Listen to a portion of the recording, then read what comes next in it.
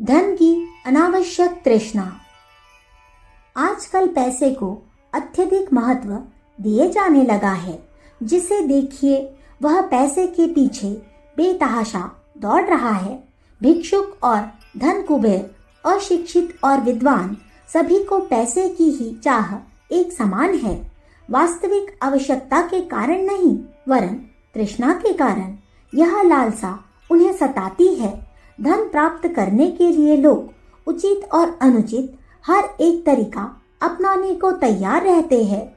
मधुमक्खी की तरह संचय और कंजूसी को अपने जीवन नीति बनाकर पैसे की मृत तृष्णा में मारे मारे फिरते हुए लोगों को देखकर ऐसा प्रतीत होता है कि इस युग में टका ही धर्म, कर्म और परमपद बन गया है। यद्यपि जीवन निर्वाह के लिए एक नियत मर्यादा में पैसे की हर किसी को आवश्यकता है।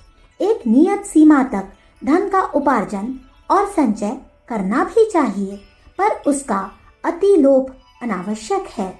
सुर दुर्लभ मानव शरीर बड़े भाग्य से मिलता है।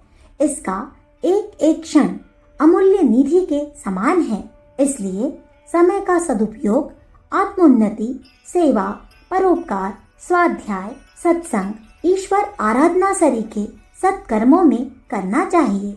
जो लोग लालच के मारे हर घड़ी धन के लोभ में फंसे रहते हैं, वे संगीत, साहित्य और कला के सौंदर्य से वंचित रह जाते हैं।